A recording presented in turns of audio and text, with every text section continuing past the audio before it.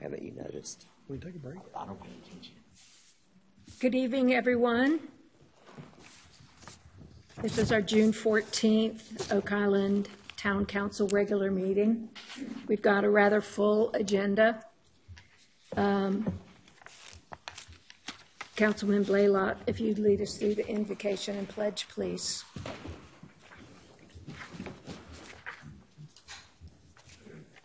Dear Heavenly Father, bless us and give us the wisdom to make decisions that are best for our community. In your holy name I pray. Amen. Amen. I pledge allegiance to the flag of the United States of America and to the republic for which it stands, one nation, under God, indivisible, with liberty and justice for all.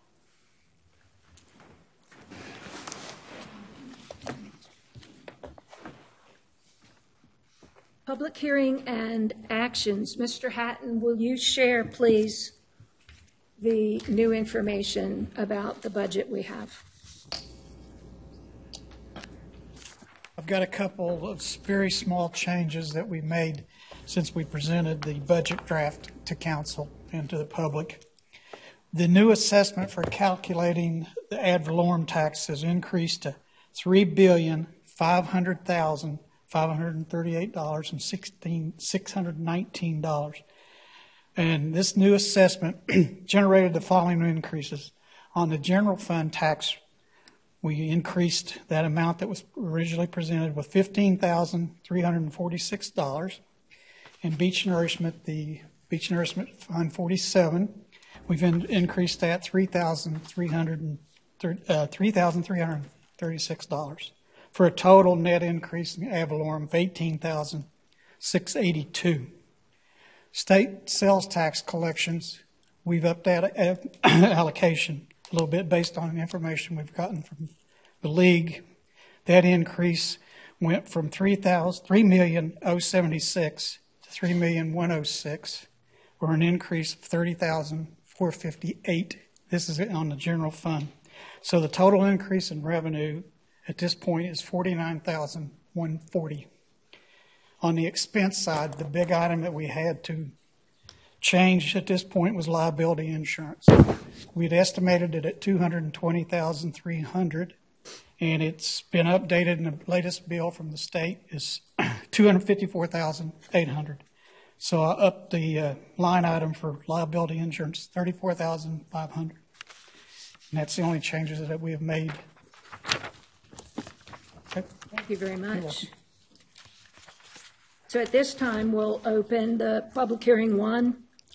The purpose of this public hearing is to receive comments on the proposed FY 22-23 budget, which is on page 4 if you're following along.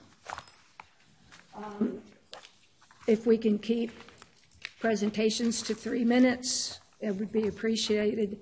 If you have written comments, if you please leave them with Lisa Stites, the clerk of court, so the full message can be included in the notes.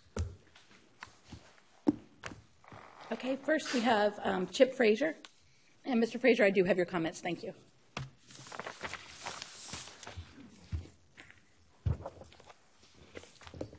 Good evening. I'm Chip Frazier. My address is 706 West Dolphin Drive on Oak Island. In my opinion, if any entity provides a public service and receives funds from Oak Island tax revenue, that organization has an obligation to the public to operate transparently. The Oak Island Sea Turtle Protection Program is sanctioned by the North Carolina Wildlife Resources Commission and the Oak Island Parks and Recreation Office. As friends of the sea turtles, the Oak Island Sea Turtle Protection Program is seeking financial support in the 2022-2023 budget. Refer to line item 10-411-3329. However, in my opinion, the Oak Island Sea Turtle Protection Program is not operating transparently. It does not make information pertaining to its activities available to residents of Oak Island and the public in general. It does not disclose, for example, specific turtle nest locations, dates that the nests are laid or expected to hatch, dates that the nests are excavated. In some situations, the Oak Island Sea Turtle Protection Program behaviors discourage public interaction. The Oak Island Sea Turtle Protection Program contends that the North Carolina Wildlife Resources Commission requires that a degree of secrecy be preserved to protect sea turtles. And it also has threatened people with federal prosecution if they provide information to the public about nest locations and relevant dates. It is generally accepted that the protection of sea turtles is enhanced when the public participates in the turtle's life cycle. The North Carolina Wildlife Resource Commission Handbook for Turtle Volunteers states on page 19, although the presence of large crowds can make excavations more challenging, they also are a great opportunity for raising public awareness of sea turtle conservation. The director of the North Carolina Wildlife Resource Commission Sea Turtle Nest Monitoring System, Dr. Matthew Godfrey, confirmed to me that there are no federal or state restrictions on informing the public about the location of the nests or the dates the nests are laid or may boil or are excavated. Additionally, Karen Clark, a North Carolina Wildlife Resource Commission program coordinator, confirmed to me that in the absence of federal and state requirements, local organizations involved in sea turtle nest monitoring system establish local operating procedures. Oak Island and Caswell Beach have the highest concentration of sea turtle nests per mile of all the North Carolina barrier islands. And Oak Island has the largest concentration of nests monitored by volunteers. Oak Island should capitalize on this unique attribute. Despite its penchant for secrecy, the Oak Island Sea Turtle Protection Program does an effective job of protecting our sea turtle population. However, the town council should stipulate that the Oak Island Sea Turtle Protection Program operate more transparently. Excuse me, your time is up. How much more do you have? One sentence. The town council should stipulate that the Oak Island Sea Turtle Protection Program operate more transparently and encourage public awareness in protecting endangered sea turtles by making public the location of the nest, the dates nests were laid, the dates nests are within 55 days of boil, the dates the nests boil, and the dates nests are excavated. Thank you for the opportunity to make comment. Thank you very much. Dara Royal.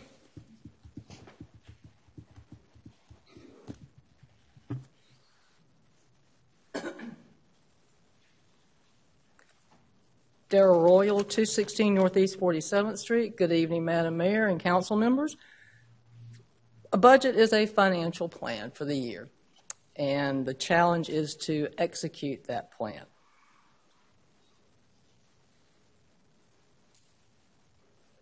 There are two things in the plan that I'd like to draw your attention to where I think we may be being penny wise and pound foolish. One is yard debris. That's the solid waste fund, as you know. Yard debris pickup serves several important roles. One of those is public safety. Being piled up on the side of the road, that's a public safety issue for long periods of time. And public safety certainly was one of this council's priorities this year. Another important role that it plays is in tree preservation. And thirdly, just community aesthetics. We used to have once a month pickup, went to once every 2 months a week, 2 months pickup. On our street, it's been once every 4 months for leaves and limbs, regardless of which truck was not working during that time. So I would encourage you, that is something that you can change before next budget, and I would encourage you to look into setting the solid waste fees for whatever it's going to take to have an efficient yard debris pickup service. The other thing I'd like to point out is the street paving. We've done well with that the last couple of years, particularly this past year, but we're going back in this budget to just Powell bill funds. Powell bill was never intended to be the only source of revenue, just a supplement for revenues. Certainly, the motor vehicle tax would seem like a appropriate pot of money to marry with that, to do more during the year. And of course, the general fund tax rate, revenue neutral in 2019, was a little over 24 cents. That was reduced a penny to 23 cents. And that money diverted to the sand tax. Of course, you're going to set the rate what you set it tonight, but I encourage you in the near future to look at bringing the general fund tax rate back to revenue neutral and supplementing that sand tax with a municipal service district for the beach area. Thank you for consideration and your time. Thank you. And next we have, is it Barry or Danny to speak about the budget? Yes, Danny, thank you.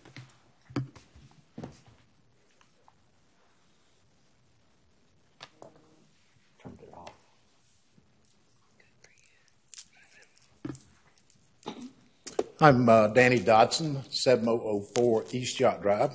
Thank you, Madam Mayor, council members, and staff for allowing me to speak this evening. Just some general comments. Because you have additional revenue does not mean you have to spend it all. The 14.75% increase in the budget, I believe, that is being proposed, I would hope that the rainy day fund and general fund that is that you have to do, increase that as well, because good times aren't always here. Reiterating on the streets that lady before me spoke of, we all go up and down these streets. Some of them are terrible. I would hope that we have a plan to get all of them back into shape sooner rather than later. Too many reverse speed bumps on most of the streets in the city. If you ride golf carts up and down them, or even automobiles, you can see the problem with that. Thirdly, excuse me, probably not going to fall too well, but when I believe it's 40.7% exactly of your budget goes to fire, law enforcement, rescue, be careful. We need them, I support them, and we want them, but be careful of the budgeted dollars that go to those three organizations. A wise sage once told me, if you want your budget busted, give them everything they ask for. Thank you for your time. That is all I had signed up for the budget. Thank you. I'll make a motion that the public hearing be closed. Second. All in favor? Unanimous. Public hearing 2 and action on a quasi-judicial hearing. This is a holdover from a special use permit on 6963 Kings Lynn Drive. Mr. Eads, I'm going to pass this to you. Yes, ma'am, Madam Mayor. To clarify, if you recall, on April 12th, or during the April 12th, 2022 meeting, we conducted an evidentiary hearing on this matter. We closed that hearing, and then a motion was made. That motion failed, but there was no further deliberation. That motion was a motion to approve. However, there was no following motion to deny or an alternative motion to approve, nor was there any deliberation as to whether the evidence adduced during the hearing met or did not meet the criteria contained within Chapter 4.9 of our Code of Ordinances. So staff advertised this so we could reconvene the deliberation portion of that hearing to entertain any other motion than the motion that was made at the April 12th meeting.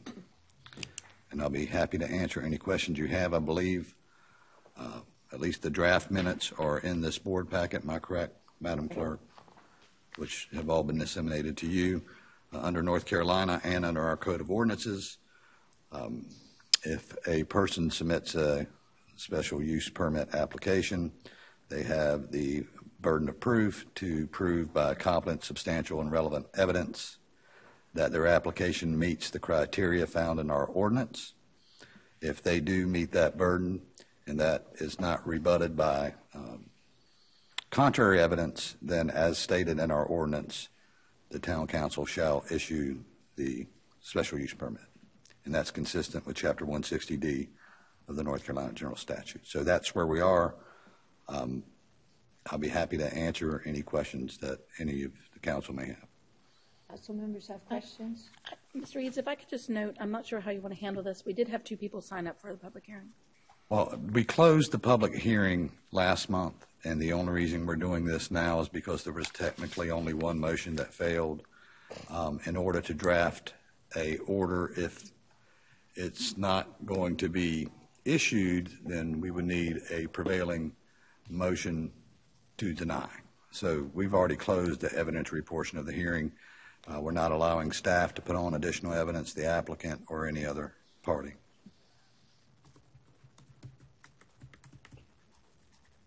After reviewing the minutes from the April 12th meeting and testimony from the last hearing, my opinion has changed.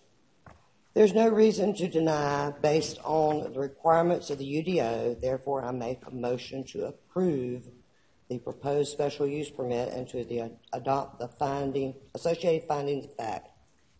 I second. All in favor? Discussion, Madam Mayor. Discussion, I'm sorry. First of all, I have the utmost respect for my colleagues, and they clearly have made a decision to reconsider.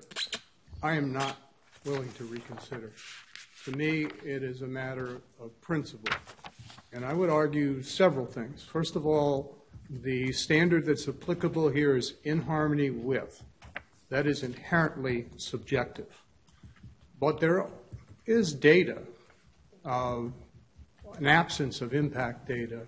So we have to use our own common sense in terms of trash, traffic congestion, and damage to the ecology. And I was struck by the argument of the petitioner's counsel that, quote, people coming to the island will be happy to recognize that large houses are all in one area. I would submit that our residents recoil from that. The fact is, council's president and past have consistently opposed so-called mega houses because, from my point of view, it's a public fiction. They are not residences. They become large mini hotels, and they are inconsistent with our community vision. I guess I have to ask, has our UDO failed us? Yes. I believe it has. I believe it has. Are we hamstrung by Raleigh and ridiculous ordinances which strip us of our power to protect our vision locally to a degree? Yes. And so I must vote no. I think this was a mistake, will be a mistake, and is a continuation of overbuilding. And it just, I don't think it's in harmony with, I don't even think it's congruent with what we want to do. That being said, I'm a no. I'd like to make a comment. And I do agree with everything he said, but what we need to do is change the UDO so this can't happen again.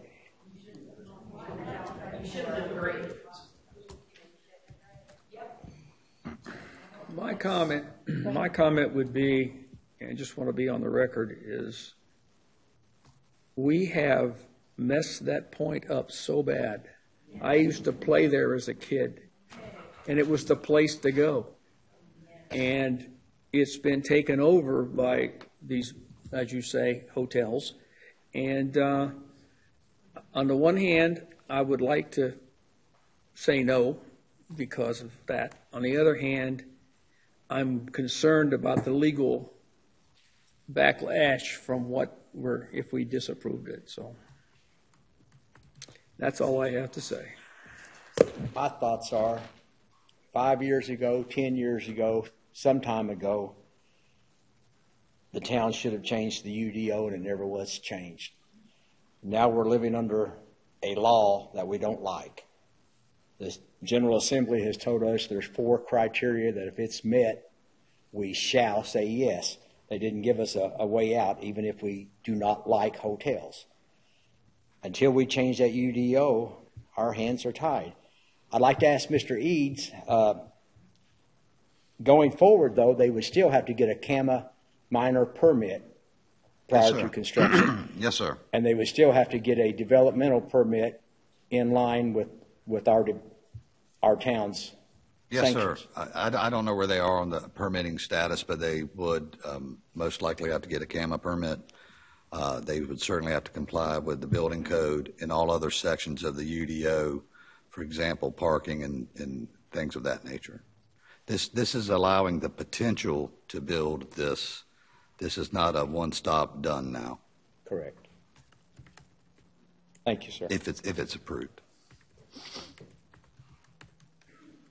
So the vote, I believe, was in favor. Well, I think you might want to call it again It wasn't because called yet. Call the question. Do I have a motion? First of all, can you calm your audience? Yeah, I am having trouble hearing. I can't hear. Thank you. Audience, thank you. So there's been a motion and a second to approve and to adopt the associated findings of fact. And that's where council is at this moment. if you want to call the roll now, Madam Clerk. Me to poll them individually? Well, before they however you voted want to as a do it, vote? I'm just saying, hands went up, but that was before discussion. Right. So I think we should have a clean, Let's get this clearly on the record. Call the roll. Okay. Mayor Pro Tem Poirier-Bach?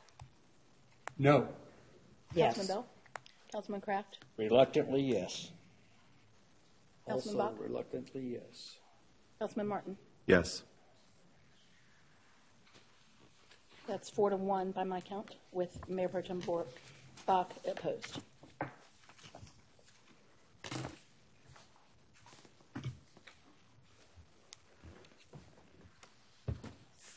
and I just point out, I think as Mr.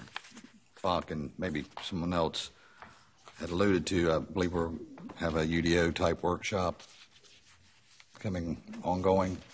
These are the type of the items that we can take a closer look at. So I appreciate council's sentiment. I hope we sustain the political will to use the tools that are available to us, that in some combination will help us provide a more balanced community as it relates to home size.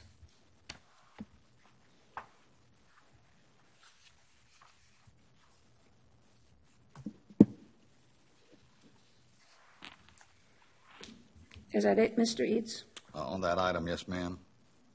It looks like we're now on presentation, proclamations, and recognitions. And we have none of those this time. Does anyone have adjustments to the agenda? I do, Madam Mayor. I'd like to remove item 1.2 for a brief discussion. Remove it from the consent agenda? Yes. Anything else?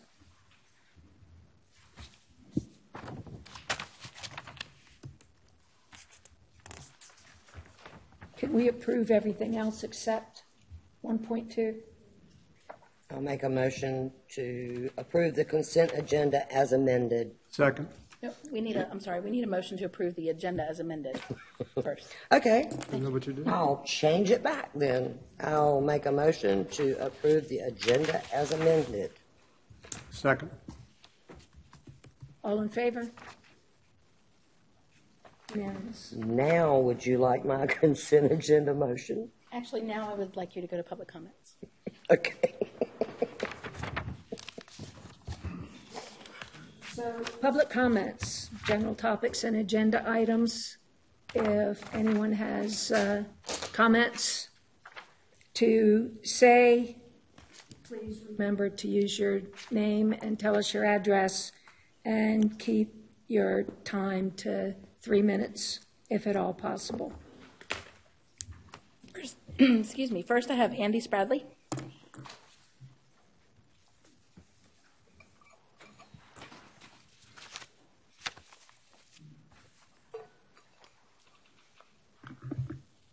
Good evening. Andy Spradley, 114 Southeast 6th Street, here for the Oak Island Beach Preservation Group. Members of the council, Madam Mayor.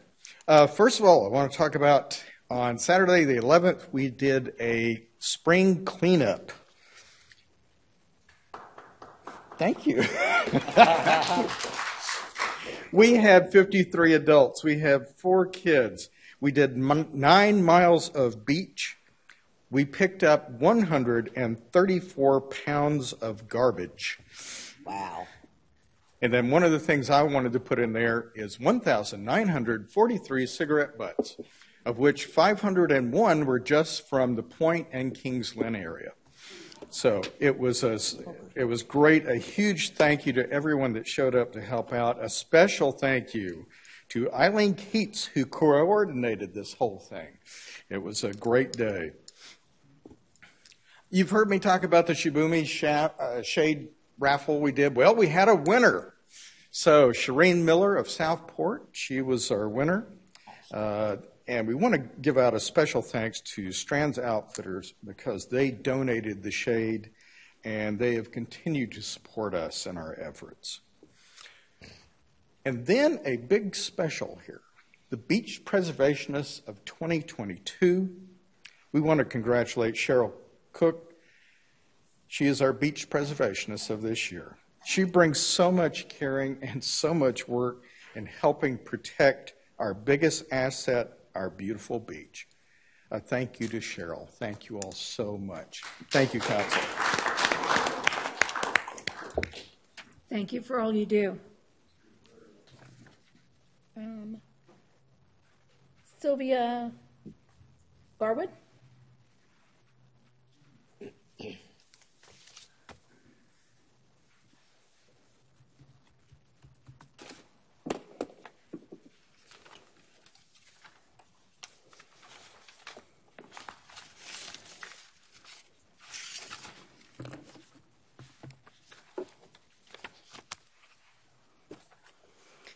Good evening, Town Council and Honorable White and the staff here to help support our town. My name is Sylvia Garwood. I live at 113 Southwest 24th Street. I'm nervous. You can hear me shaking. The reason why I'm here is because God has always laid on my heart a desire to help people that are less fortunate. In that, I've been a Special Olympic coach and an advocate for those less fortunate for over 20 years. I'm here this evening because of what most of you all know as mobility devices. This is the brochure that is put out by the police department. I would like to add that in my research, I looked at the Department of Justice requirements from the American Disabilities Act and found that people who are covered entities should allow people with disabilities power-driven mobility devices into their facilities unless it cannot be accommodated legitimately and safely. And you all can read the details of that in the overall act. So the first item that I bring to you of concern is based upon where I live and access to the beach. I live at the west end of the island. To take a mobility device and to get to the beach, I drive 24 blocks up Yacht, cross over at Middleton, and then there is parking and there are different accesses. However, there is no mobility device accesses to the beach in between The locations are 58th Street and 69th Street. So I'm sorry, 59th at that end and King's, the west end, at that end. So mobility devices actually getting to the beach don't have access. I commend you all on the Moby mats, went and visited each of the Moby mats, and want to ask you to please take and rewrite this document that tells you about accesses to the beach and update the handicap accesses and the Moby mat information because it's incorrect on the website, it's incorrect on this document. Okay, the third item is that several of the Moby mats, as nice as they are, that you cannot get to them because they put them so far into the sand, you cannot get wheelchair accessibility across them. So the three items in summary, please consider adding a mobility device access between 58th Southeast and the West End for those less fortunate. Please update this document to truly define handicap access and Moby mat access. And please make the Moby mats accessible. So I'd like to submit these two documents so you all know that's what I'm requesting that you update, please. You pass them to the clerk, please. Pass them to Lisa Stites, our clerk. Gail Baker. Thank you. Thank you.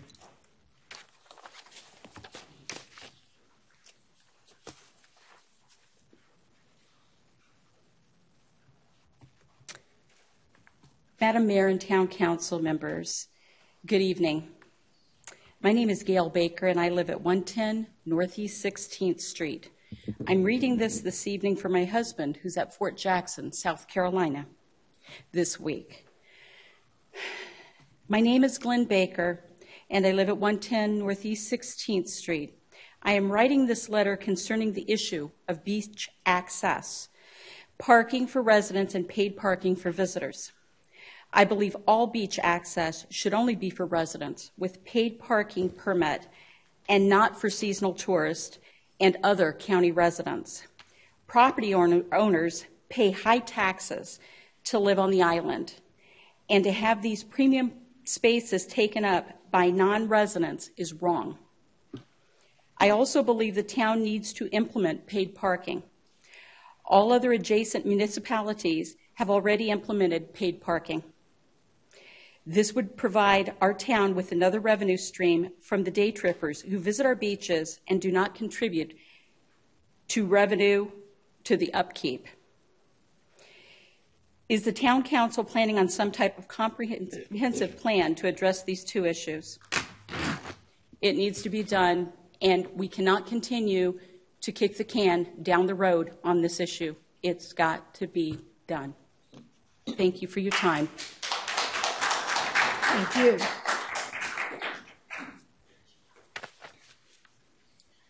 Chip Frazier.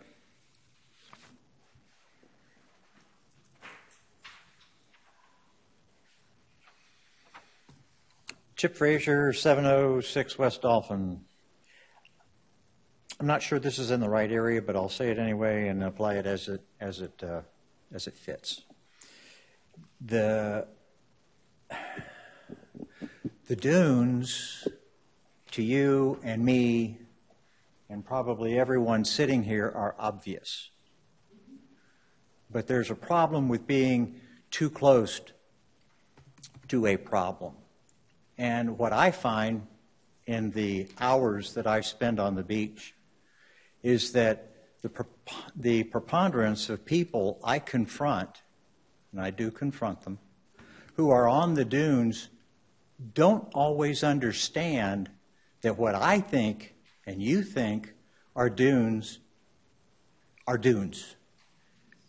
The granular composition of our dunes and the manufactured appearance of the dunes strike some people as a berm or a dike, but they don't think of Sahara sand dunes. They don't think of typical beach dunes. So I simply request that the town council give consideration to our dialogue about dunes may not effectively communicate to people who are not familiar with Oak Island that we're talking about the dunes.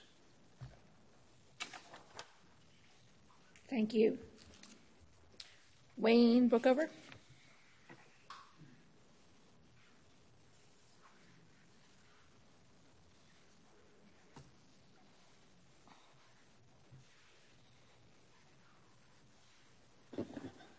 Good evening. My name is Wayne Brookover, 127 Northeast 31st Street, and we have clarified my title with the Parks Department this year. I am the volunteer coordinator for the Ocean Education and Nature Centers. And I just want to give you an update on how the year is starting. So both sites have been open 2 weeks, 6 days each. And we have had 122 visitors at the Ocean Center, 218 at the Nature Center. We have had 2 homeschool groups, of which the first topic was the dunes and the importance of the dunes. We're addressing them with wildlife pollution and a variety of other topics between now and the end of July. And we did a hurricane presentation to the folks at the community center. So far in 2 weeks, we have addressed 403 people in some manner between the 2 sites and the other things we're doing. So just wanted to let you, the flooring, I know you heard me harp about flooring last year. Issue with lows and availability. So that we thought that was done, but it's not quite, but we're still working on it. And then we have some Oculus visual reality headsets that we're expecting to have in the next week and a half as a new draw to those places. So I just wanted to let the council and the citizens know what we're doing. Oh, and we have a team of approximately 20 volunteers, which is up from 8 last year. And thus far, we've had just over 100 volunteer hours in planning, preparation, and operation of those 2 sites. So thank you, and we hope to see you there. Thank you.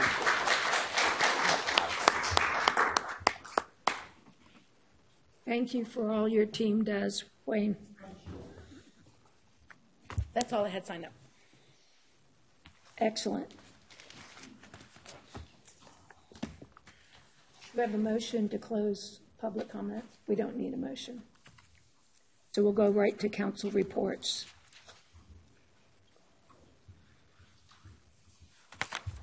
You want to start, Mr. Blunt?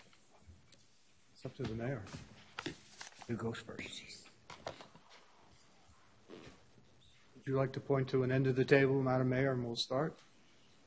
I usually start at that end. Let's start with Mr. Martin. Sure, I'll go first. I do have a brief report this evening.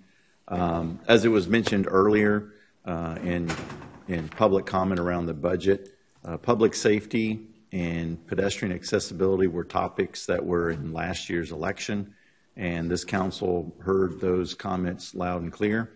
And so I think you'll see throughout this evening in any budget discussions, we'll talk about public safety, but I did want to point out that we addressed this at our January retreat, and we wanted to try to make an effort to help operators of golf carts or low-speed vehicles understand where they can and cannot operate their golf cart or low-speed vehicle in the town limits of Oak Island. So these new signs have been going up. I think we have 2 up already and some more on the way. So I think you'll see one on East Oak Island Drive, not too far down the street from Town Hall, going westbound. So basically right as the 45-mile-per-hour speed limit comes in to effect, those low-speed vehicles need to get off of East Oak Island Drive. Then there's another sign in another critical area that has a concern for public safety, and that's on Middleton after you cross the Davis Canal. Golf carts are not permitted to enter that traffic light intersection. They have to make the left turn onto White Lane and then exit First Street and get over on Yacht Drive to transfer to other areas of the island. So just wanted to make everyone aware that keep your eyes out. Signs are going up. We're excited about it. Hopefully it'll help with public safety concerns with operations of golf carts. If you haven't noticed, our law enforcement, our police department has increased enforcement with golf carts. I've actually seen a couple of golf carts pulled over the last couple of weeks, so that's exciting. I think a lot of those are related to child safety seats. So it's also important for everyone to remember that just because you're in a golf cart or a low-speed vehicle, if your child rides in a car seat in your vehicle, they need to ride in a car seat in your golf cart as well. So, thank you. Mr. Blaylock. Yes, to follow up on that, reference golf carts. It is a very, very scary situation. I was out the other day, and it was a golf cart going down the road, and Mom and Dad were in front and had a baby about 1 year old sitting on his lap and 3 babies in the back. And I couldn't help myself. It's my old days of what I used to do. I pulled them over. Lord. I know. Mr. Eads, did that scare you? I would like to make a comment at some point, though. Okay. And I spoke to them about my concerns and that golf carts, people aren't looking for golf carts. They ought to be, but a lot of times they're not. And I think, as again, to follow up, the police department, they have been doing a good job. They've gotten better and better at it, and I am really encouraged by that. The other thing that I'm getting a lot of comments about is what a great job we are doing. Don't look shocked, so was I. Feel free to contact us and talk to us, but we need to know what's going on out there, what the tenure is for all this stuff. And I will try to quit stopping people. I'm done. Chief Morris may be looking for you later. Yeah, I saw him squirming out there in the audience. So, Mr. Kraft. I haven't pulled anybody over. Why not? We have often said after we get the budget behind us, and maybe tonight we will get the budget behind us, that we wanted to go forward with some other ideas that we have. The mayor has often said it, and I have often said, that we would like to have town forums where the townspeople tell us what's on your mind, more than just 3 minutes of talking. Tell us what's on your mind. We tell you what our thoughts are. You tell us a rebuttal. We tell you a follow-up answer. And the town talks to the council. And once we get some of our busy work that has consumed us out of the way, that is coming. Another thing, once we get a budget adopted, the entire council has agreed that we would like to step up our arts and culture. We've talked about even getting some of our tremendous painters here in the neighborhood and tremendous picture takers here in the neighborhood and get their work and put it here in the chambers and let people see the talent we have. So that's stuff that we have coming. Before we even vote on the committees tonight, thank 12 people very much for asking to be on a committee. And it frustrates me when we have 12 very good people asking to be on 5 spots. So 7 people are not going to be put on those 5 spots tonight. And I hope, beyond all hope, that they don't get deterred and figure, well, forget it, they don't want me. We need quality people, and I'm tickled pink that we have 12 people, but I hope the ones who are not put on a committee tonight will stick with us and give us a chance to get them on a committee. That's all I have to say. In 2016 or 17, we started at the, was it 17? The town hall meetings every 3rd or 4th meeting. And we stopped those because of COVID. So maybe we can bring those back. I had the opportunity to attend the North Carolina League of Municipalities 4th annual town and state dinner with Mr. Hatton and Mr. Kelly. I would like to publicly thank Charlie Miller for keeping the lines of communication open with his citizens. We were joined by Bowling Springs, Southport, Holden, Carolina, Curie, and Belleville. And he was very receptive to listening to us, and so we're thankful that he keeps that communication open. I'm hoping that I can, on next month's agenda, put golf cart, a discussion of golf carts on Oak Island Drive, and maybe we can start the paid parking discussion again. I also talked with Mr. Morris, Chief Morris, and David Kelly about flags on the beach vehicles for the beach patrol. One more way to let people know the risk of,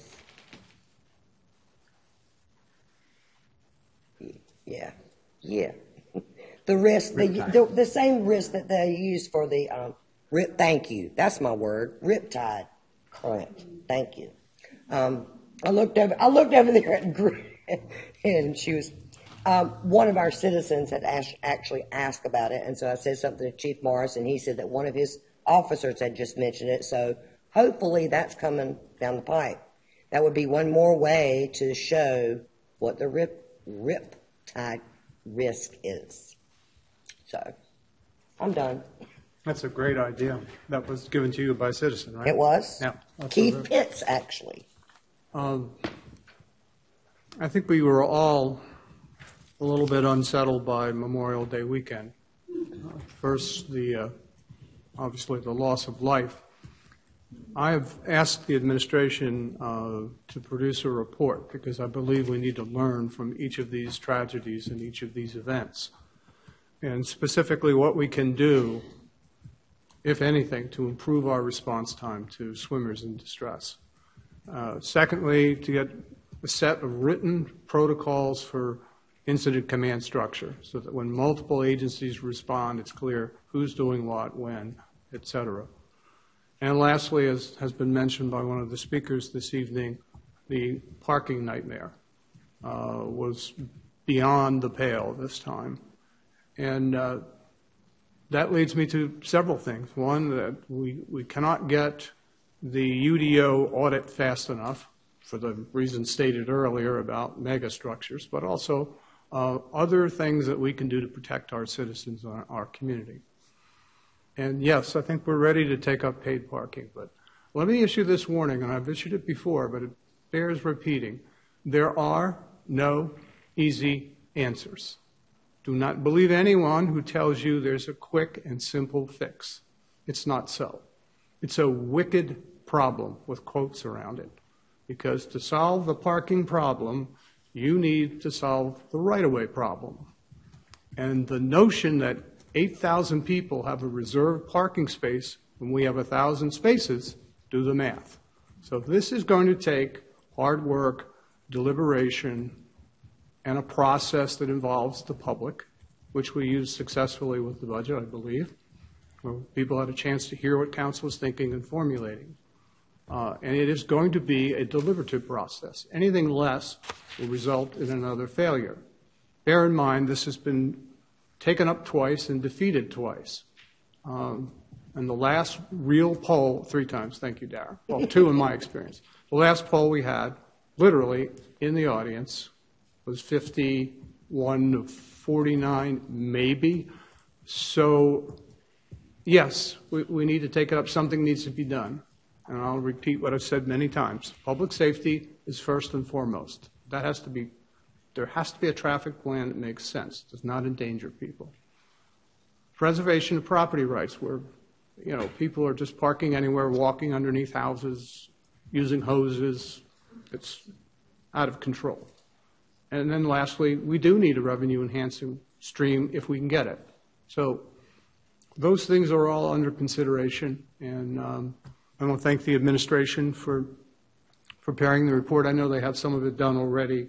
Chief Morris has some numbers about the new beach services unit, which I applaud as a major step forward. Thank you, Chief, for that design. if I may say one more thing. Right. I've written down each person that has spoken tonight, and trust me, I take it under advisement. I very serious, try to see what you're trying to say. But as much as anything, and as nervous as you were, Mrs. Garwood, I heard you, ma'am. I just wanted to say that to you.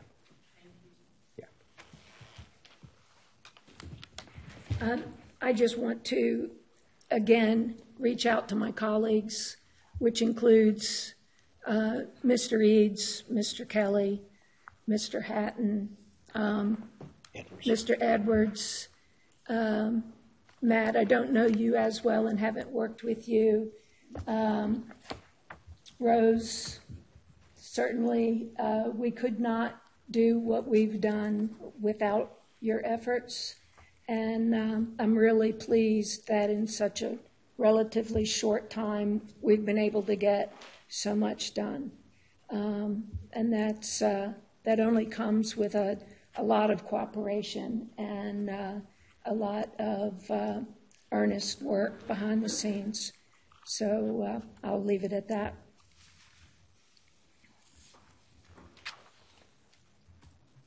Consent agenda.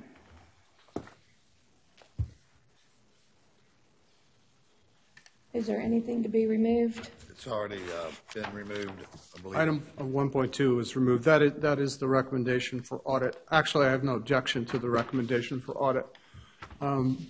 But I would like to make a larger point about... Wait.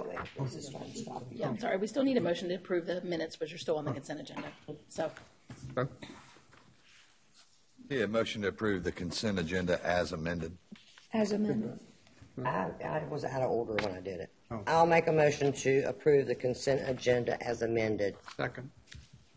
All in favor? Okay. So my concern with the item removed is not the item, but the process. And we've had discussion for several years now about creating an orderly process for RFPing, requests for proposals, for all our major outsourced contracts, whether it's the auditor or the attorney or right-of-way mowing or technology. Good practice suggests that you issue on a periodic basis, at least every 5 years, an RFP and examine the options. Does two things when you use that kind of best practice fiscally. One, it ensures that your needs as a community or organization are being met because you're specifying what you want, the deliverables that you expect to get, and it also ensures that you're paying, relatively speaking, the best possible cost for the best service. So I'm going to again take this moment to urge the administration to build such a schedule and let council consider how we might go about adopting that formally. With that, I'm done. Do you want to make a motion to approve that agenda item that you removed? Yes, I'll gladly approve the recommendation for the audit contained in 1.2. Second? Second. All in favor? Thank you. Can I ask, Madam Mayor, before, Mr. Kelly, would you be willing to suggest a schedule to us for RFP for major contracts that are outsourced? Yes, we will be looking at bringing something to you, and probably sending those out at the December meeting, then Excellent. have a 90-day turnaround, so we'd have it right after the retreat before the budget process starts, and then we can see where you want to go from that point.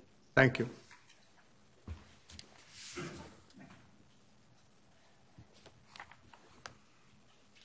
Committee appointments, or have we done the audit contract? We did.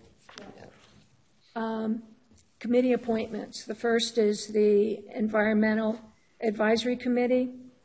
We have 8 candidates, 3 positions for terms ending in June 2025, and 1 unexpired term ending in June 2023. Can we somehow break this up, like do the unexpired term first before we do the regular terms, or? And I will just mention that one candidate or one applicant, Maureen Burns, had specifically asked about the unexpired term, but that was the only one that I saw that indicated a preference. Can I ask something further? Okay. Not for this meeting. My colleague, Councilman Kraft, expressed frustration that there are more people seeking to provide service than there are openings. But beyond that, my frustration is when the names are presented alphabetically like this, not everyone gets consideration. And there has to be a better way. I don't know what it is, but I'm open to suggestions because that to me seems awkward and potentially unfair. So I've read all these names, but we're not about to have a discussion name by name. And it could be the case, I don't know that it is, but the first 3 names on this list could be approved and we'd be done with this. And the last 5 people essentially didn't get public consideration. So I think on a longer term, we need to consider how we do this.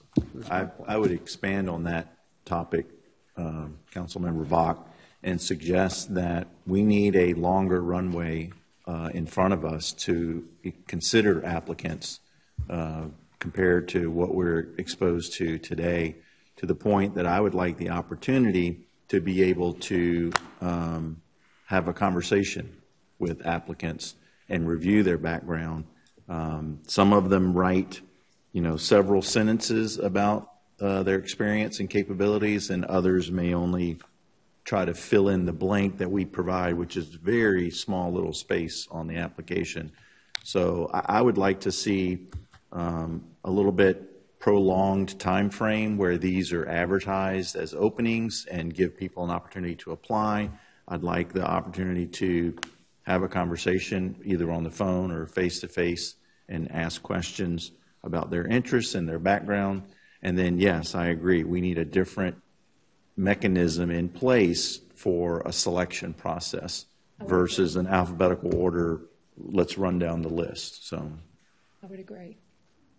Well, along those lines, one way that we could get increased data is to modify the application itself and to request from those seeking to serve further information. We may want to think about what questions we're asking or what information we ask them to provide.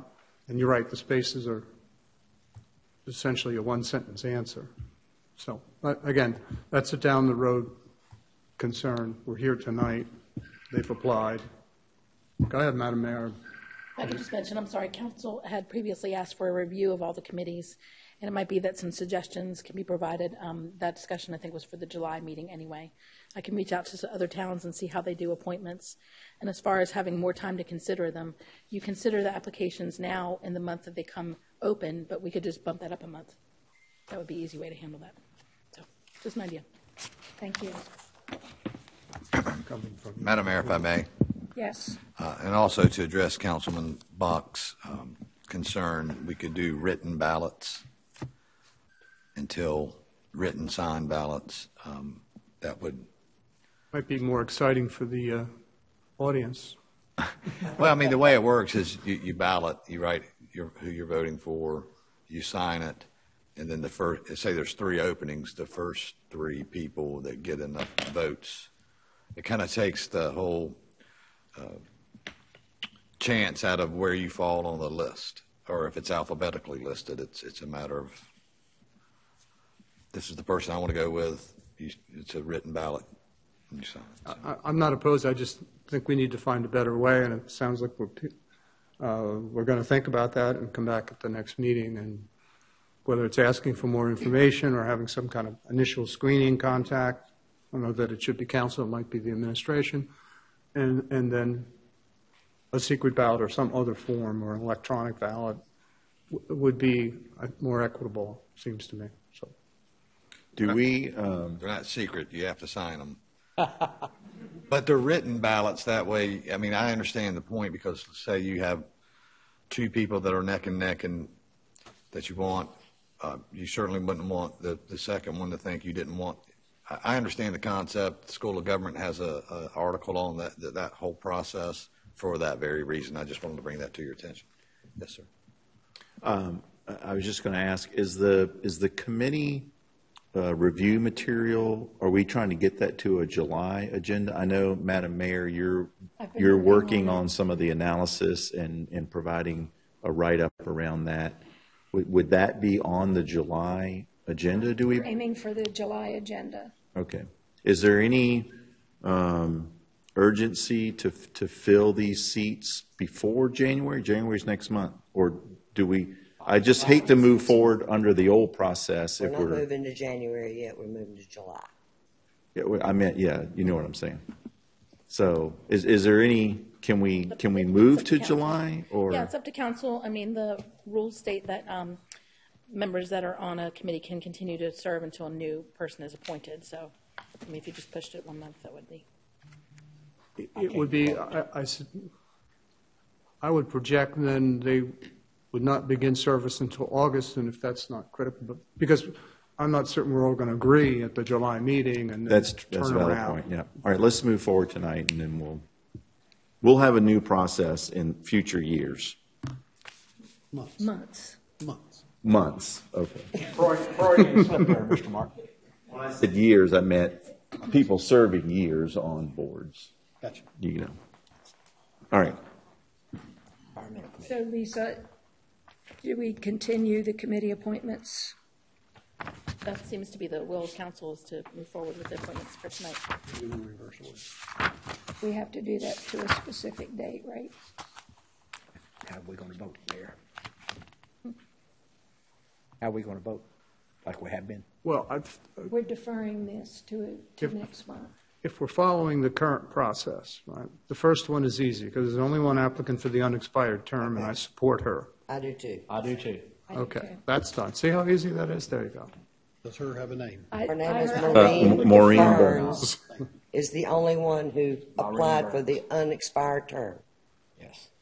Okay. Well, I however, agree. Judy did say any availability. So she did mention the open seats or the unexpired seats, but you're right. Maureen was the only one that specifically specified Correct. the unexpired term. So, Alan Deary for one of the full terms. I have him on my list. Yeah, he has very strong credentials. I have him on my list. Okay. That's four. Robin, Mark. No, it's not your selection. No. All right, that's 4-1. James Hardy. Be on anyone's list? Margaret Johnson, who's the current chair.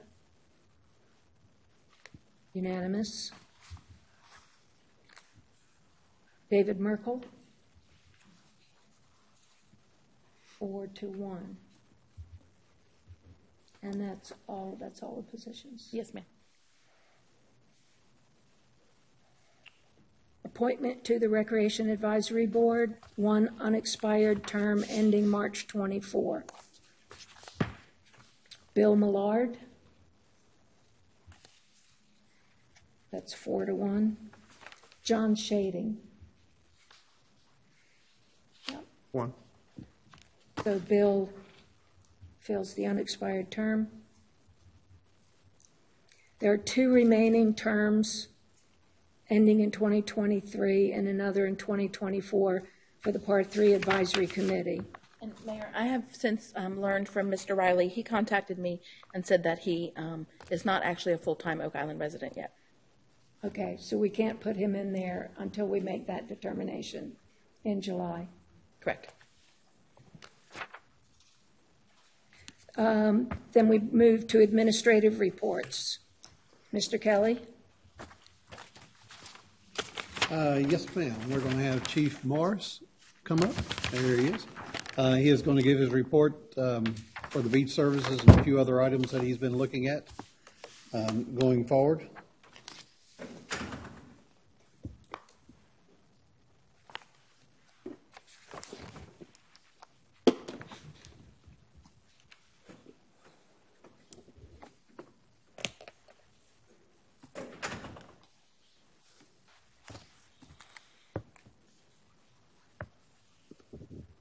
All right. Good evening, Madam Mayor, council members. audience. Thank you for your attendance. I'd like to first thank the council for your positive comments about the police department. The officers of the police departments have been working very hard with traffic enforcement and their other duties, and it's been a noticeable change, here in the town here over the last few months. I just want you to know that we appreciate your support, we appreciate the community support as well as for the police department. So just a few things we'll discuss tonight about updating you on some of the things that the police department, there we go. And okay, the three areas that we'll discuss tonight is the beach services unit, just a brief review on it, our new speed trailer that is being positioned throughout the town, what it's doing, what its capabilities are, and how the police department is preparing for the July 4th holiday. So those are the three areas that we'll discuss tonight. So just on our beach services unit, just to rehash or to reiterate the objectives when we started this a few weeks ago was to prevent the damage to the dune system through staff and officer presence and ordinance enforcement. Patrol our beach access areas and streets for parking violations, and to utilize a drone to spot the violators and address the safety concerns. So those were our three primary objectives when we started the beach services unit. However, it has evolved, slightly, and we have evaluated that unit and reevaluated the unit and made some changes. And I think that it's been successful so far. We've had a few growing pains. Nothing's perfect, but overall, we've got a good, solid staff committed to the beach safety, the preservation of the dunes, and you'll see some numbers here in just a minute about how effective our parking enforcement has been over the last, or since the beach services unit was initiated. So our breakdown of our beach services. And these numbers are only 2 weeks, May 13th through the 31st. Through the 911 system, we received 17 calls of a dune violation. And as you see on the right hand of the screen, we have done a tremendous amount of education when it comes to the dunes and through parking through the beach services. We have touched base, we have discussed these issues with 543 different people on the beach and with various parking issues, and our unit has issued 262 citations in 2 weeks up and down our 10-mile beach. So as you can see, the parking contains most of the violations for our beach services unit. And our sand dunes, the gentleman on the front row mentioned that the education portion of the dunes have been a very valuable piece of the beach services unit about what is a dune, what's not a dune. And for the most part, we have had a lot of compliance, on the beach with the beach services unit. However, if any member of the beach services unit is challenged, after they have educated, then they write a citation. So that's how we move forward with that. So we try to strike a good balance. So there's our numbers for the first 2 weeks. When we finish up June, I'll report back to you guys on where we are for the month of June. Good deal. Very good deal. Good job. Yeah. So after the first week of the beach services unit, we brought all the members back in, and we listened to their concerns and reevaluated. We've done some more education with them, and we had some communication issues. We were able to iron those out. So as far as that goes, we are up and running fairly smoothly with the beach services unit 7 days a week still. Our adjustments is we have added parking enforcement more than we initially started with, especially around the pier, and we're going to continue that throughout the holiday season. So we have, as we've moved forward with the beach services, we have ordered first aid kits. So we will carry those on the UTVs help people. We're not gonna jump into the life-saving efforts, but you know, it is a service there that we are going to offer the first aid kits. We are going to provide CPR training for the beach services unit here in the next couple weeks, and the aspect that Councilwoman Bell discussed is the UTV beach warning flags. So our UTVs will be flying a rip current flag on the UTVs as they patrol the beach. So it has evolved, evolved a little. We have taken input from the community. We've taken input from our staff as well, to create what we have today. So the second item I'd like to discuss, and I'm sure that you guys have seen our speed trailer. Here it is sitting on East Yacht Drive.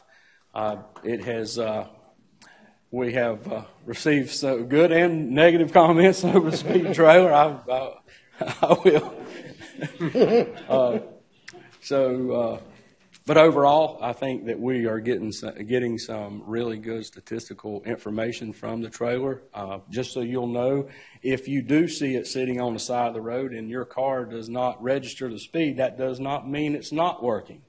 It is working. It's just not displaying your speed.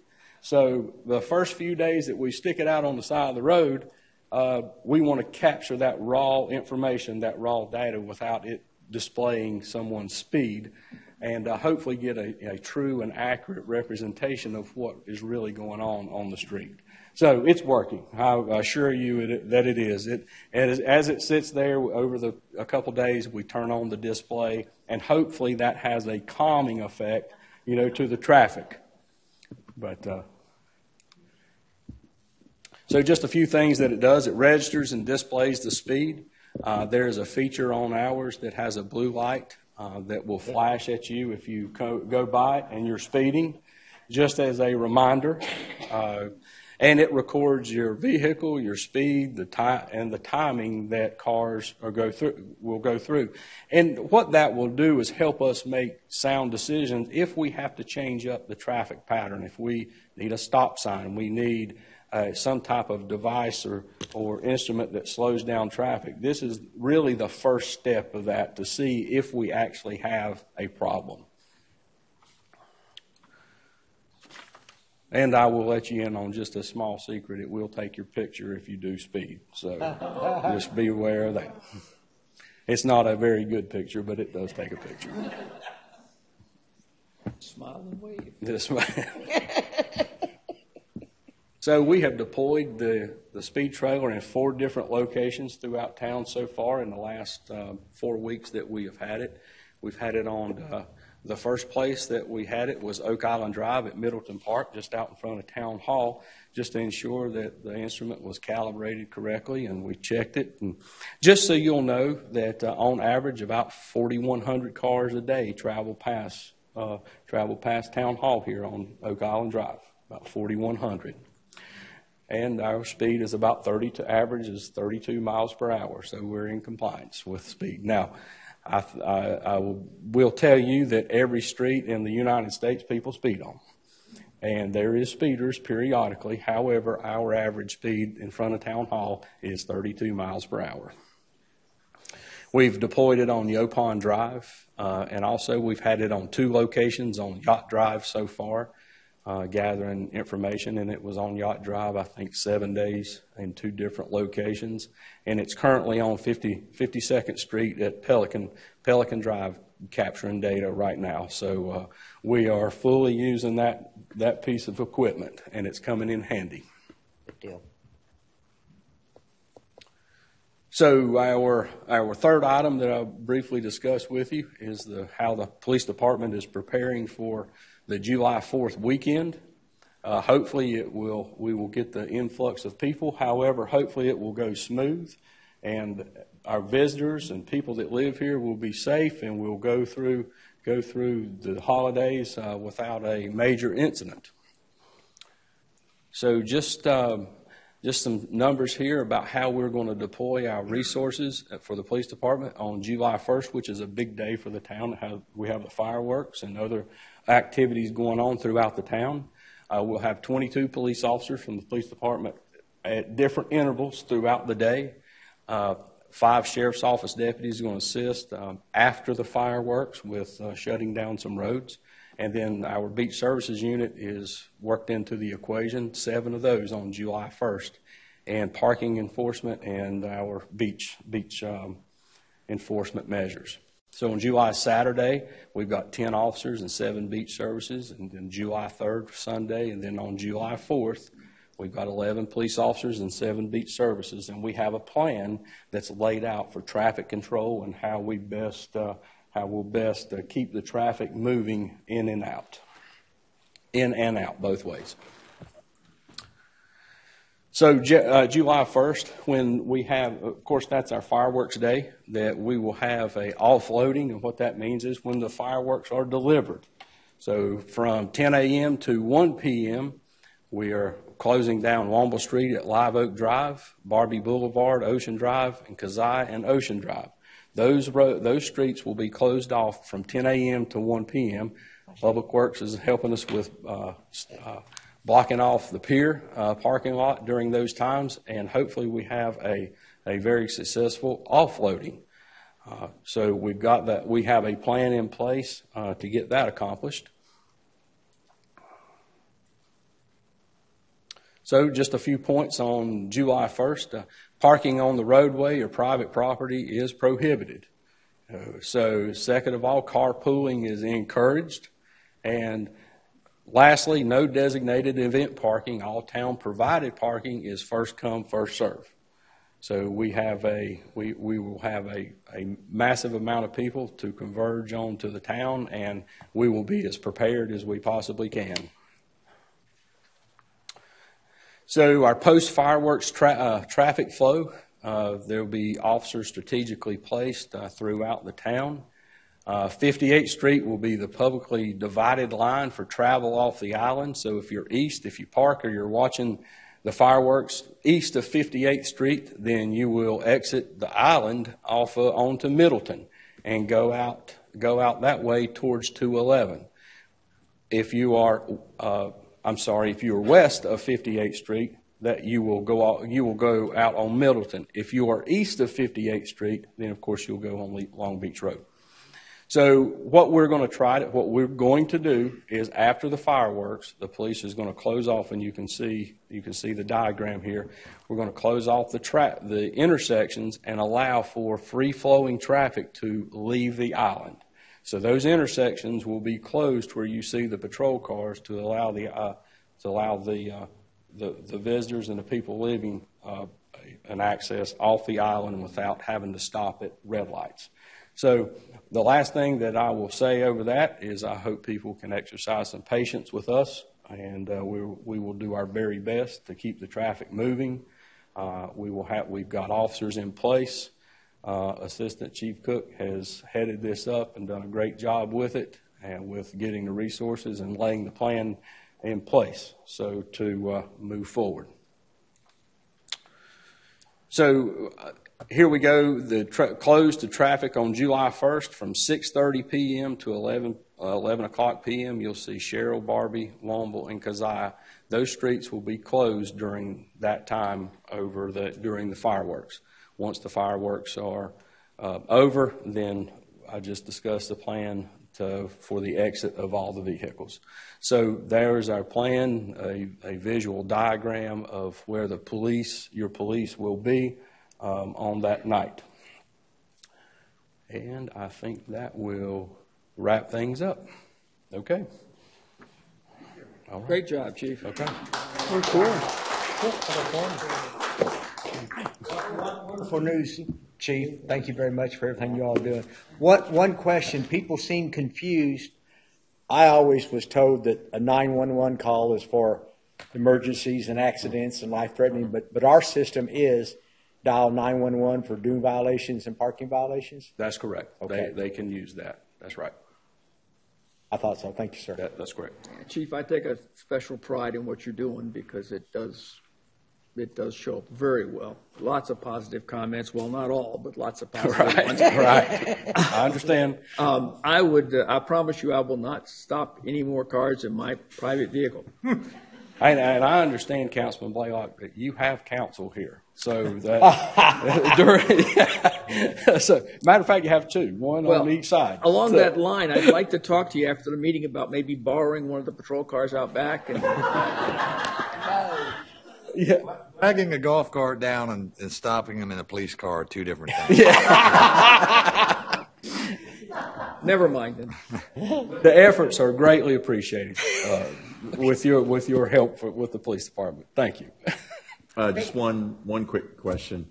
For July 1st, I believe your presentation indicated that there are no designated parking spots. Is that correct? So like the town sticker, if someone's parked there without a sticker, you're not doing parking enforcement. Every spot's first come, first served. That's correct. Okay. Right. Just wanted to make sure people weren't calling for parking enforcement on Friday when all those spots are going to be taken up. Yeah. That's we just got to prioritize and move forward. Okay. Please express council's appreciation to all of your staff. They're doing a great job. I certainly will. Thank you. Thank you, Chief. Mr. Eads?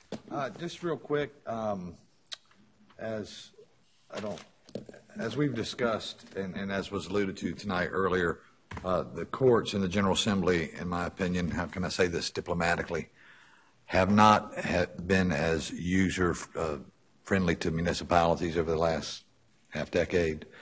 A new case came down last Wednesday that had to do with standing and who has standing to attack zoning ordinances and who can testify as to property values, which I think, I won't get into the minutia because I don't want to put people to sleep, but I will say that it is a more positive holding at the Court of Appeals in favor of cities and towns than I've seen in a very long time.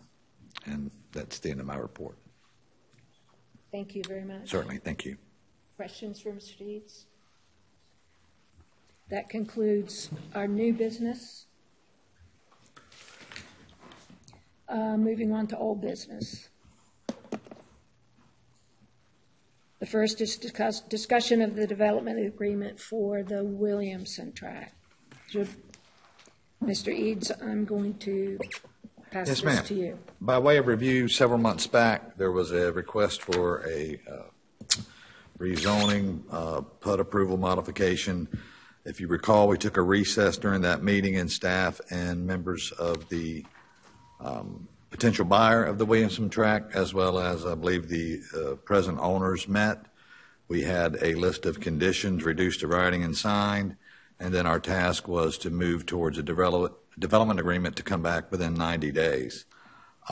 We had a workshop that was attended by you, Mayor, Mayor Pro Tem Bach, Mr. Kraft, Mr. Kelly, Steve Edwards, myself, and several representatives from the developers. That occurred on May 26th.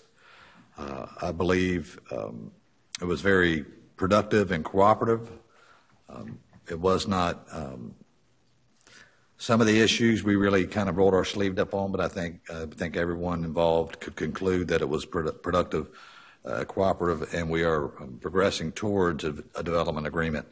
The original 90-day marker was to make sure this thing didn't languish. These things take time, so we're going to need more than the original 90 days, but we have had that meeting.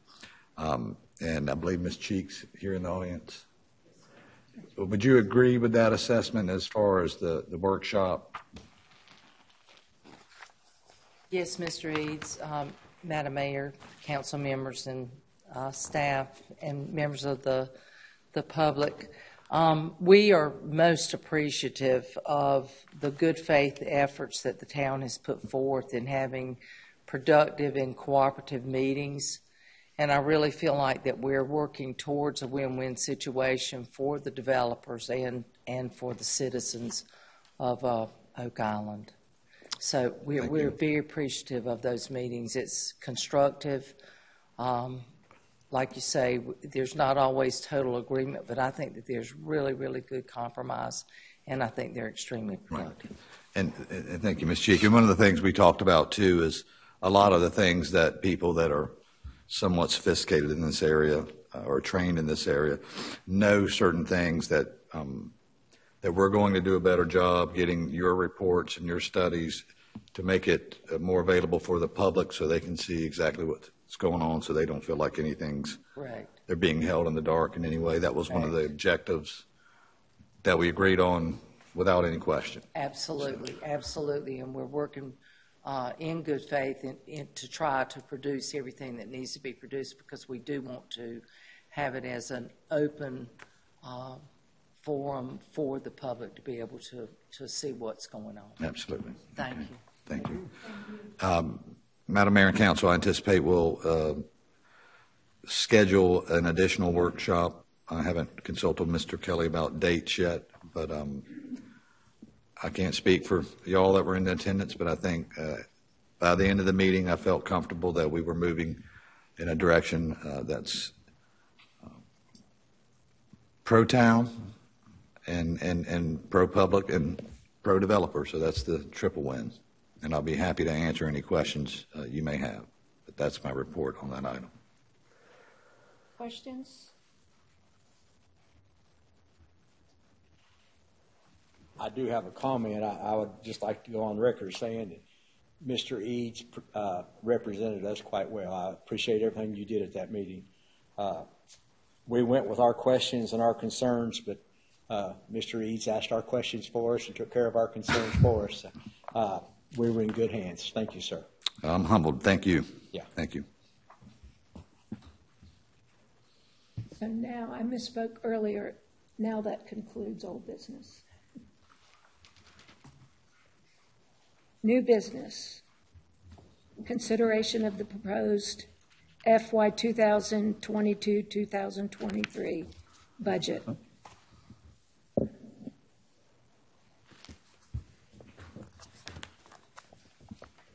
Do we have a motion to accept the budget? I make a motion to approve the fiscal year 22-23 budget ordinance and to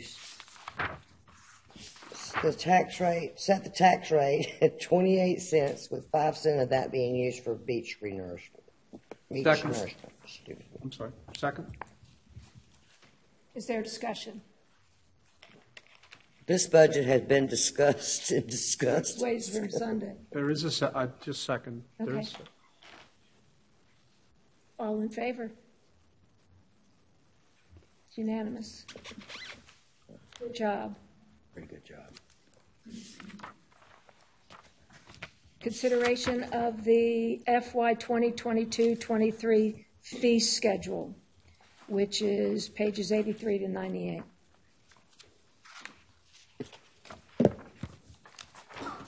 This was also discussed during budget, wasn't it? Yes. Just so the public knows that we're not just breezing through this budget, we had many budget workshops. 6 to be exact. I'm getting there. so I do have a question about the fee schedule.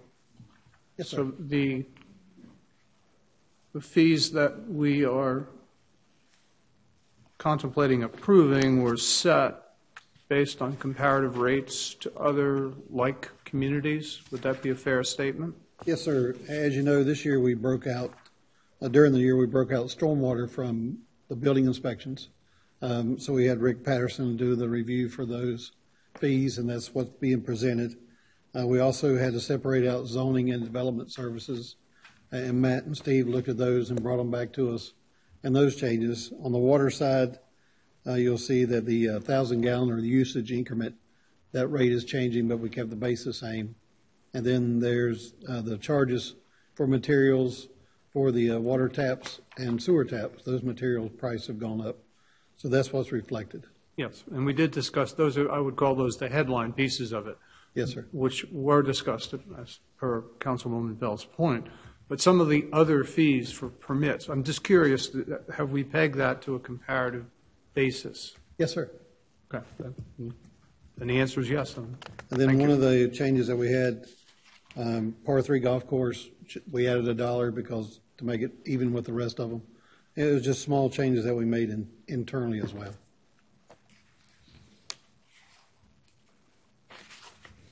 Also, during the workshop on fees, we had looked at the initial increase for stormwater, but then there might be an opportunity halfway through the year to bring that fee back down. Yes, we would look at the rates that we're getting for new construction, inspections, re-inspections, and violations.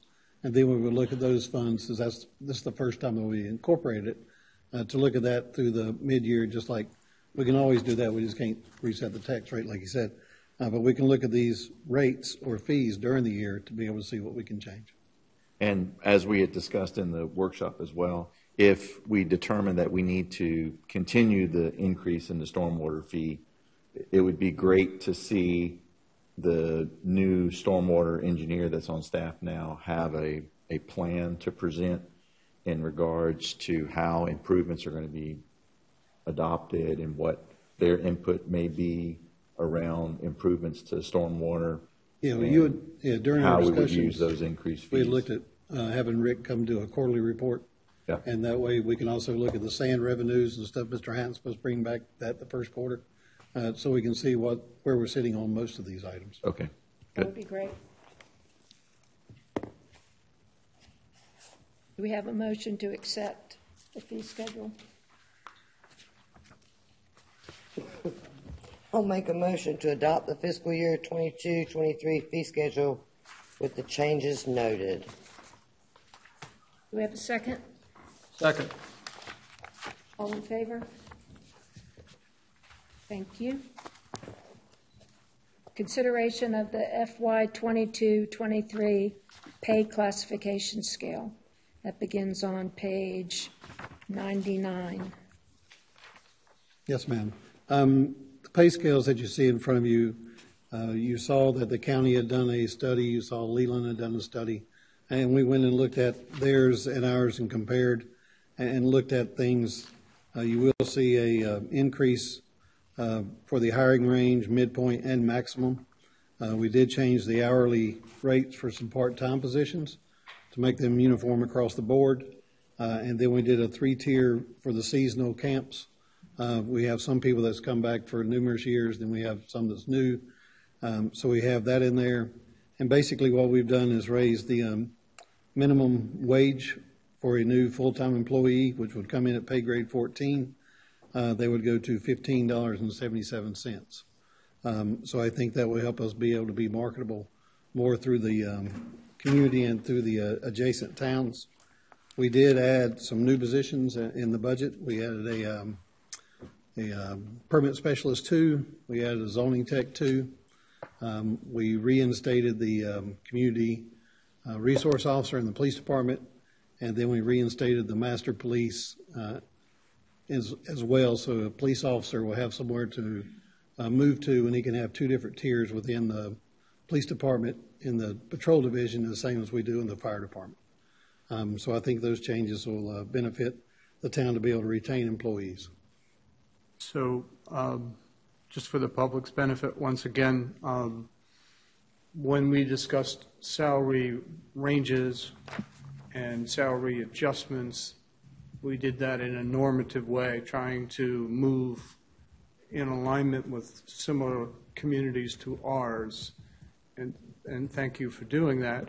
So my question is not is it normed, but my question is, are there areas where we still continue to lag and where we are non-competitive? Because it seems to me that we want to adjust this so that we're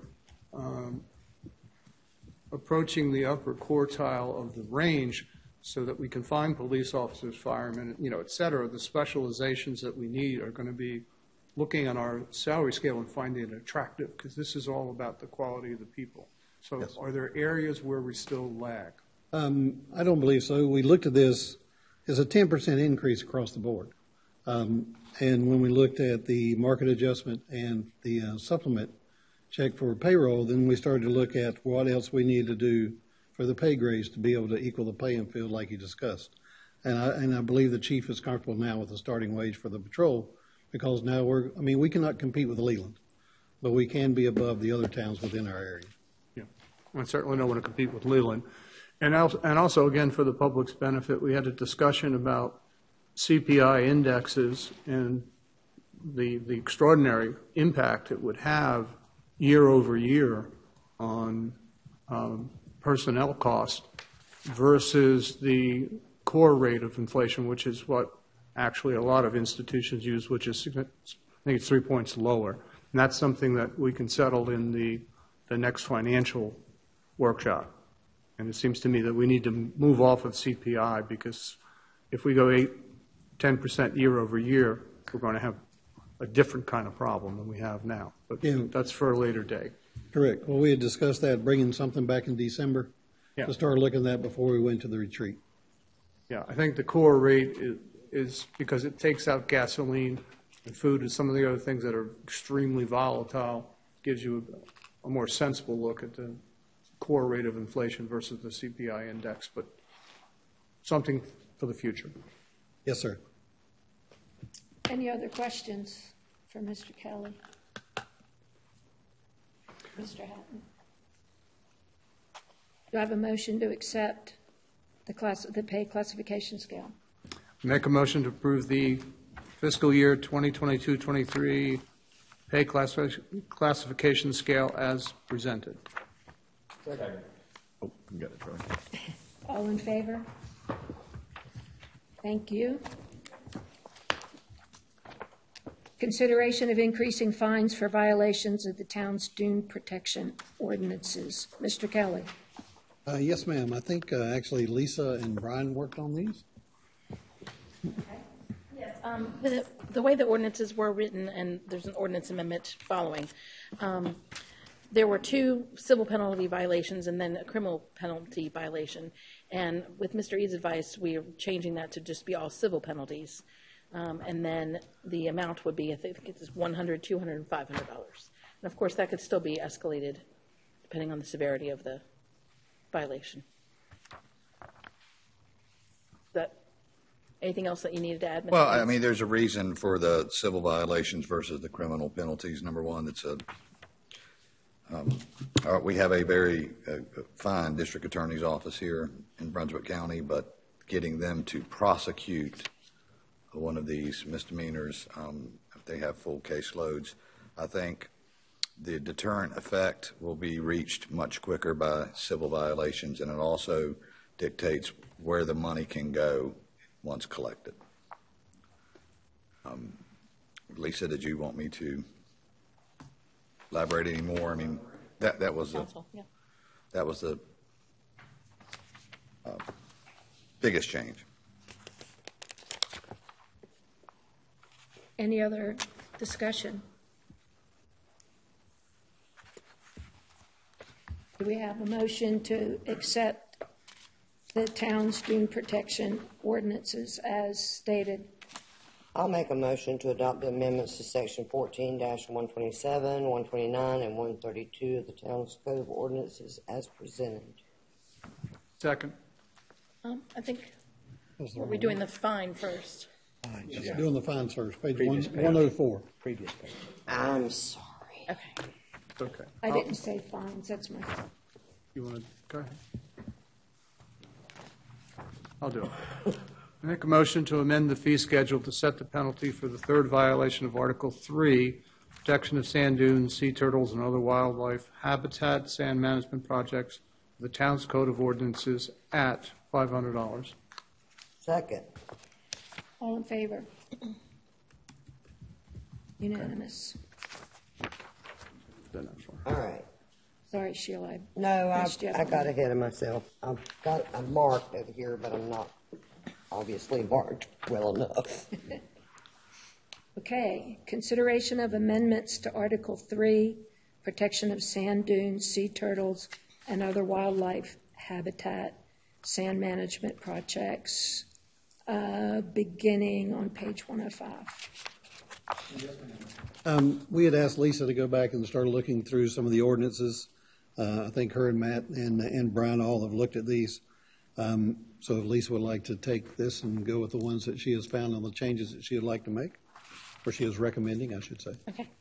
Some of the changes reflect what we just did with the fine and changing the third violation to civil penalty. Other suggestions are, one of them is that we've always said that camping is not allowed on the beach, but never actually said it anywhere in the ordinances.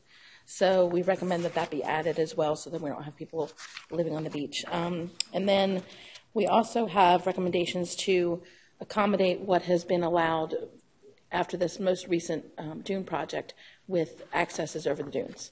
So the language that will be in the ordinance now is what we had recommended to council, and it's just codifying that. Lisa, clarifying where individual or shared beach access is allowed for beachfront properties and the specification for the access path? Yes, sir. What does that mean? That means that after this most recent dune project, it was determined that from 19th Place East to the west end of the island, there could be individual beach accesses from properties, provided they met the specifications that are laid out pretty much by the Division of Coastal Management. The properties could share a beach access, but it would have to be centered on the common property line, and that a property could only have one shared beach access. They don't get it on both sides. And that's information that we've been distributing to, yes, sir. That's information we've been distributing to the property owners so that everybody, once they have a path, that should also help with being all over the dunes. Thought so. Thank you. Shouldn't we be offering an incentive to share access so as to reduce the number of accesses over the dunes? 8 feet They have a wide. wider path if they share one. 8 feet That's the wide for incentive? shared and 6 feet for non-shared. That's what we had set up. 4, I thought, was it 4 and 8? No, it was 8 and 6. 8 and 6, okay. I thought we did discuss this. And We did. We did, okay. I thought we would consider further incentives, but we'll see if 2 feet matters. Any other comments? I just, Go ahead. well, I mean, the language is in there at page 108, subsection I. The town encourages adjoining properties to construct centrally located. But if we can always, staff can always explore additional enticements to encourage that. Sorry, Mr. Moore. Well, perhaps we should look at how many shared access points are actually created and then think about this. Yes, Courtney's working on this downstairs, and she has a list, an Excel sheet that we're keeping up with. So we should be able to give you sort of a rough number of what's happened and transpired so far. And when someone wants to do a beach access, they go to Courtney's office to get. Yes, sir. She does the permit, then she goes, does the inspection. The beach ambassadors and the beach services, they find people, they let people know, they need to go get a permit. It may be the renters, but we're getting ready to send out letters to all front road property owners from 19th to the west end. They were stuffed, I think, last week. Are they mailed out already? So they've been mailed out to the property owners to notify property owners what they need to be doing currently as well. Right. Excellent. That takes away the magnet idea on the refrigerators that we were discussing earlier. We'd sent the letters out, but we can look at doing additional mailings. Even if we only send letters to the realtors, the rental companies, asking that they make their renters aware of the rip current risk and where to find that information. Yeah, we'll talk to Mike. Yeah, just on your radar. Any other discussion? Just a question, because reading through this reminded me of a discussion that we had, and this is directed really more toward Chief Morris. Chief Morris, based on Section 14-132, additional prohibited activities, where we're adding the overnight camping, how many, or were there any verbal warnings issued to people who were not necessarily camping out, but had their shade or their canopies that were blocking either emergency access points or your staff's ability to patrol the beach. I know other beachfront communities, their ordinance is a little more specific in regards to keeping a path clear of obstruction with people on the beach. Ours, I think, is a little fuzzy. I think there's some gray area in there. So I was just curious, were there any verbal discussions over the weekend with items that may have been prohibiting safe passage of beach services? Okay, so we have... Chief, I'm sorry, can you go to the microphone? You have been reprimanded. I'm sorry. She's hard. It doesn't pick it up from there at all. I'm teasing you. That's her sweet voice to the town attorney. Yeah, so for the public beach accesses, we have warned some folks that have been in those access areas. I do not have the exact number of that. In the categories that I presented tonight, I didn't capture. We have a other section that defines the citations.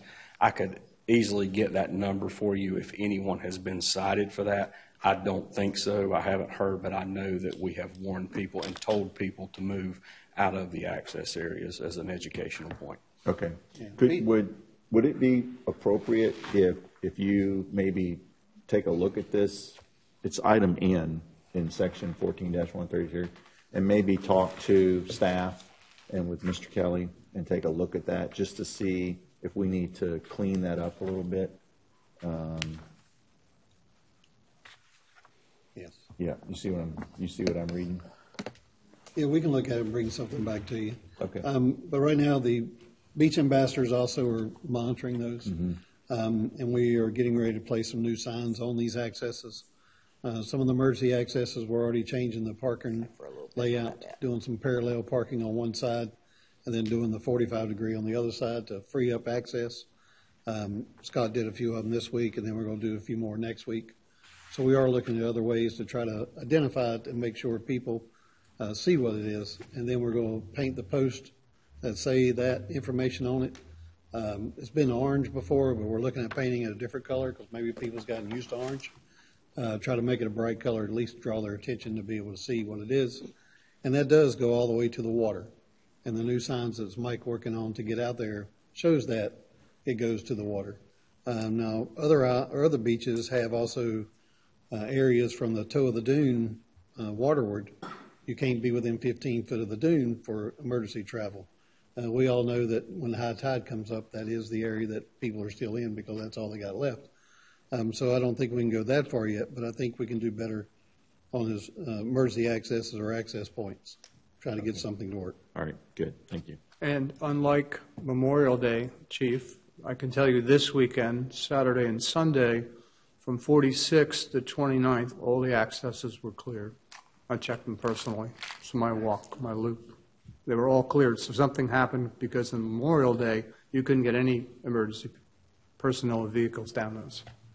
So someone's doing a good job already. Thank you, Chief. Thank you. Thank you, Chief. I have a motion. I'll make a motion to adopt the amendments to sections 14-127, 129, 132 of the town's code of ordinances as presented. Second. All in favor? Unanimous. Thank you very much.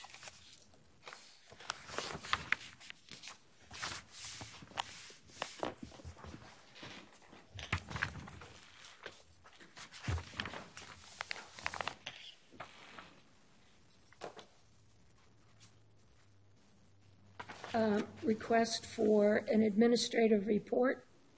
It's my item, Madam Mayor, and it has a July deadline, but the administration, I want to thank them for their expedited response. You heard part of it from the chief this evening. My understanding is they're already working towards signed ICS protocols, and we heard part of the immediate near-term parking strategy. So that'll be a follow-up report in July, and since the administration has agreed to give the report, we don't need to take any action on it. Thank you very much. I would like to add one quick comment regarding the parking line item in council members' box requests for report. Are we able to survey all of the beach access right-of-ways to make sure we're utilizing the full width of what is declared our right-of-way to widen those access points? On the beach accesses? Yes, sir. Some of those we started widening this year. We only surveyed probably 20 this year. We were doing 20 a year to widen everything else because things have, over the years, shrubs have been planted, fences have been put up and those kind of things. Utilizing the drone has paid off on that because he's given us the aerial photos, so we're able to start seeing those areas. And those are some of the stuff that Scott changed this week with the emergency accesses. We were able to move some of the 45 degree over 5 more feet. Okay. So we're trying to get the full 50 foot. Yes, sir. Excellent. Thank you. Bob, since this is your item, I believe, and I don't see it on the agenda, but at some point we were going to discuss remote participation in meetings. Would this be a good time to address that, or was I supposed to address that in my attorney That's report? at the pleasure of the mayor, yes. There has been some confusion around whether or not that is a permitted extension of our work. And I know you have talked to the mayor about your legal view of that, so if you wouldn't mind sharing it, that would be quite helpful. Yes, sir. Is that the pleasure of the board and Madam Mayor? Well, I'm going to compartmentalize it. Obviously, COVID-19 threw us all off. The General Assembly wrote some new rules. With that came the development of technology that makes remote participation easier. That was good during that time frame, but my recommendations are going to be based on essentially non-pandemic situations of highly contagious viruses. I do not recommend that we allow council member remote participation for council meetings, and I can get into the reasons why if you'd like. And I'll just keep going unless you have questions.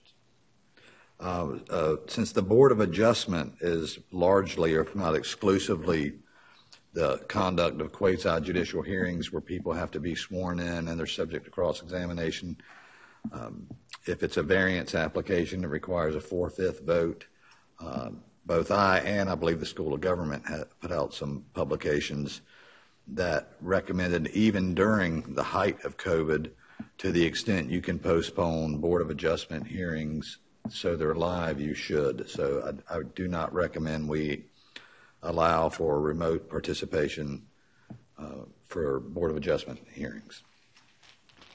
When it comes to advisory boards that don't really do anything binding, that's a little bit of a different story. I would be willing to be more liberal or to recommend a more liberal policy on that, that you allow remote participation under certain circumstances, and I'll give you some examples, qualifying circumstances.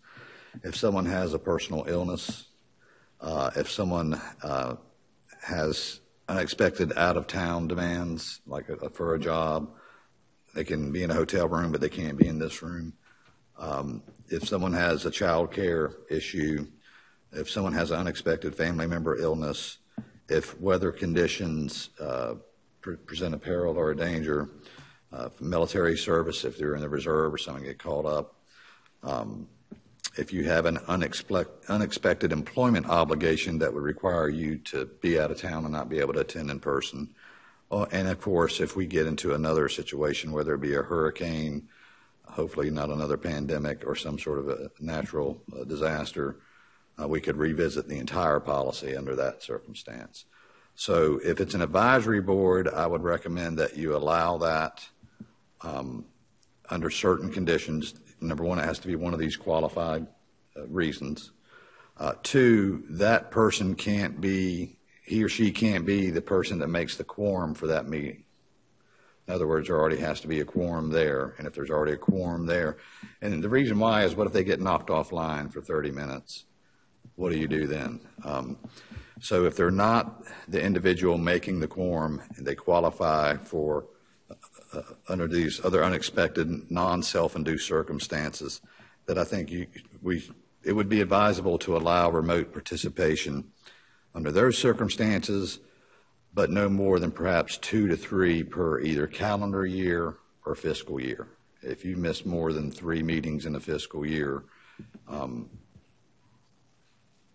not saying it's because you're not dedicated, but something's going on in your life, most likely that we might need to replace you until things settle down. Secondly, I think if it's particularly the planning board, where they're considering an application, they're going to have to make a recommendation to council on. If someone's going to participate remotely, I think we should seek the applicant's consent and or input and give them the opportunity to push their application that's going to be recommended for or against to this board to either, one, get it on the record, I consent to moving forward tonight, or 2, I'd rather continue it until next month, and hopefully we'll have everyone present. So that's kind of the broad strokes of it. I've seen other towns that allow council participation. All of that was pre-COVID. But regardless of what level you allow it, I don't think it should be unconditional. I think it should be limited in number. And I think we should give the members of the public that are most affected by it the opportunity to either consent or to request a continuance. There was one more I think we discussed, Brian, if you don't mind me jumping in, that no more than one committee member can participate remotely at a time. Oh, yes, ma'am. Well, I thought, you're right. I think the quorum most likely, well, you're right. We did discuss that. So that would go in tandem with you can't be, but there could be a situation where 2 people would be gone and still be a quorum. So yes, ma'am, you're right about that. All right. Thank you, Council. Will you send that on to us so we can consider adopting a policy? Yes, sir. Appreciate that. Thank you. Does anyone have any concerns about the levels? It doesn't apply to the selected body. It doesn't apply to the Board of Adjustment, just advisory boards? I think that makes common sense. Okay. And obviously, this will be in a non-declared state of emergency situations. So, and you can give them that information at the July meeting for their review for the boards and committees. Boards and committees and the Code of Ethics and non-compete. But I think we call it a disclosure statement. Isn't that what we call it? I can't remember. I know what you're talking about, though. Yes. Thank you, Mayor and Council. Thank you, Mr. Eads. Consideration of nominations for the Trees to See Citizenship Award. Mr. Kraft. This has already been established. It's time now to make it happen. What this is the Town of Oak Island Tree to See Citizens Award is an honor given by the Town Council on behalf of its residents to a deserving person in recognition of his or her selfless contributions to the Oak Island community through sustained effort in the realm of either leadership or community service. Recognizing volunteer service and also recognizing leadership service of our townspeople, volunteers and our local citizens. In the next week, I'll go ahead and get in the council members' mailboxes the names that have been given to me. So possibly we can go forward in July and have an award and get this concept started. Going forward, if townspeople would tell town council members going forward who they would like to see recognized and who they think are outstanding citizens and good people for our community that needs to be recognized, we will do that. But I just want to make everybody aware that we're going forward on this. So. Thank you. Thank you. Consideration of budget ordinance amendment. Mr. Hatton. Mr. Hatton. Still awake? Wake up over there, young man. Just when he put candy in his mouth. Don't choke. Yes, budget amendment for tonight's meeting is to transfer funds from the capital reserve fund to the general fund to pay for the purchase of a vehicle needed to supplement the town's administrative fleet.